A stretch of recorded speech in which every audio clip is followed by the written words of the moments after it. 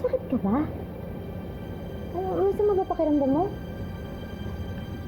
Ate Lilet, may kailangan kang malaman. Anong kailangan kong malaman? Hindi ko alam kung paano ko to sasabihin sa'yo eh. Pero ate, hindi ko kayang magtago ng kung ano yung totoo. Trixie, anong totoo? Sa akin ka pa ba magsisikreto? Sabihin mo na.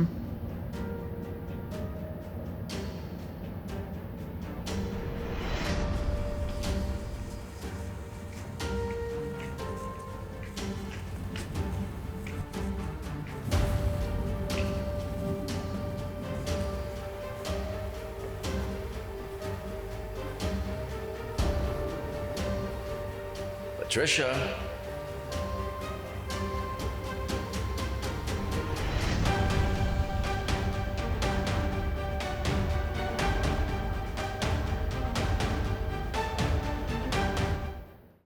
Kasi grabe ka naman magpa-suspense eh.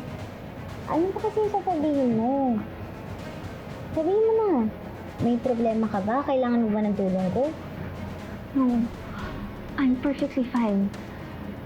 Ate, kasi Ano ba yun? Pinapakaba mo naman ako eh. ate, kasi si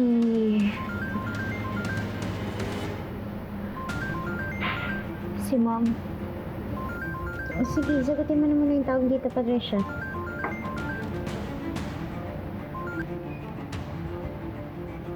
Mom? Hi, sweetie. Guess what? I'm at the mall right now. I decided to do some retail therapy. You know, nag-shopping ako para pampatanggal ng stress pagkatapos ng lakad ko kanina. And I wanted to buy you some new clothes, so I want to ask for your size. Is it a small or an extra small? Mom, you don't have to. Madami pa akong unused clothes sa closet ko, okay? But anak, you're my only daughter. And I want to spoil you paminsan-minsan. So allow me to do that for you. Sayang nga, hindi kita kasama ngayon dito. Namimiss ko na yung mother-daughter bonding natin. It would be more fun if you were here, anak.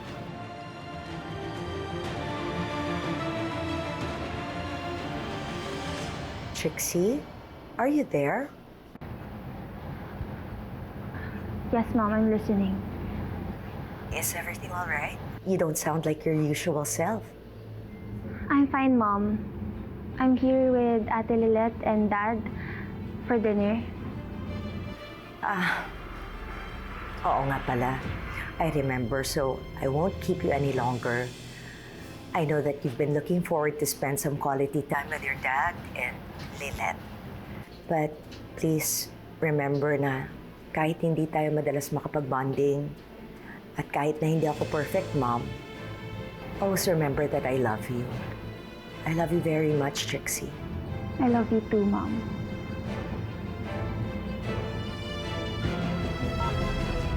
Ano? Kamusta daw si Tita Patricia? Okay naman siya. Nangangamusta lang sa dinner. She sends her regards. Ano na pala yung importante sasabihin mo? Nag-worry lang kasi ako kay Mom. Minsan, napapansin ko na she's acting differently pa din. Nakwento ko naman sa'yo before, di ba, na hindi na siya nag-open up sa akin like she used to. I don't know. Siguro, naninibago lang ako. Or praning lang ako. Ate Lilet, I'm a law student. And I know na hindi dapat ako mag-jump into conclusions without solid evidence. Especially when it involves our family. Ano ba yung napapansin mo kakaiba kay Tita Patricia? At saka, bakit kailangan ng solid evidence? Para saan yung evidence? I love Mom so much. And I want to have faith na talagang nagbago na siya. Na she's really trying her best to be a better person.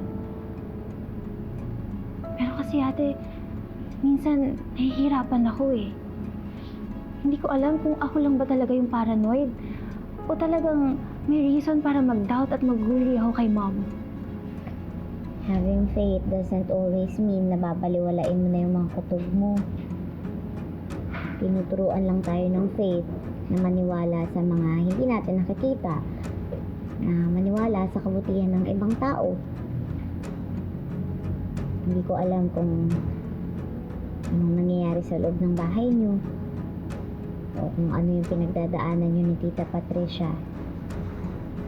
Pero kung may napapansin ka na kakaiba sa kanya na you think is a cause of concern, advice ko lang sa'yo, kausapin mo na lang siya ng maayos. Hindi naman kailangan na i-confront mo siya eh. Pwede mo namang balansehin yung objectivity sa compassion. Pwede ka pa rin naman maging concern sa mami mo. Pero hindi mo naman kailangan tarikulan yung facts. That's what a good lawyer would do. Siniseparate mo yung emotions dun sa duty mo sa katotohanan. Thank you, ate. Tatandaan ko lahat ng sinabi mo. Nakatatagal ang Trixie. May awa ang Diyos. Sure ako na may dahilan kung bakit nag-shift away yung mami mo. Hindi naman niya hahayaan na basta na lang mawala yung mga mahal natin sa buhay. Kung nangyayari man yun, bilang pagsubok ng Diyos sa atin, nasa atin na lang yun. Kung paano natin tatanggapin. Kung maluwag ba, o mahayaan natin na mapuno ng galit at bitterness yung puso natin. Ano? Gumising ka. Narinig ko pa si nanay. Anak! Anak! Huwag mo akong iwan. Anak! Gumising ka, anak! Mrs. Kailangan na natin sandali sa ospital. Baka may magagawa pa ang mga doktor. Anak! Bulag ka ba, Father? Nakita mo, hindi na gumagalaw si Dina. Hindi na siya humihinga.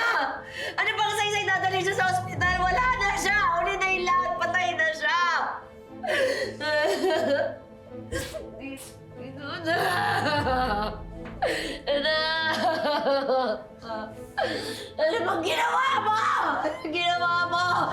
Sabi ko sa'yo, pagalingin mo siya. Sabi ko, palayasin mo yung masasamang espiritu. Bakit ka baliktaran yung nangyari? Sandali lang ho. Inassess ko pa nga lang ang lagay ng anak ninyo. Wala pa nga eh. Sabihin mo, palma ka! Hindi mo alam yung ginagawa mo. Pinapraktisan mo yung anak ko. Pinapraktisan mo siya. Ikaw yung pumatay sa kanya. Maghunos dili kayo. Nakikiramay ako na namatay si Dina pero... Nakikiramay. Lumayas ka! Lumayas ka! Hindi ko kailangan makikiramay mo! Ikaw ang pumatay sa anak ko! Ikaw yung pumatay sa anak ko! Ikaw yung pumatay sa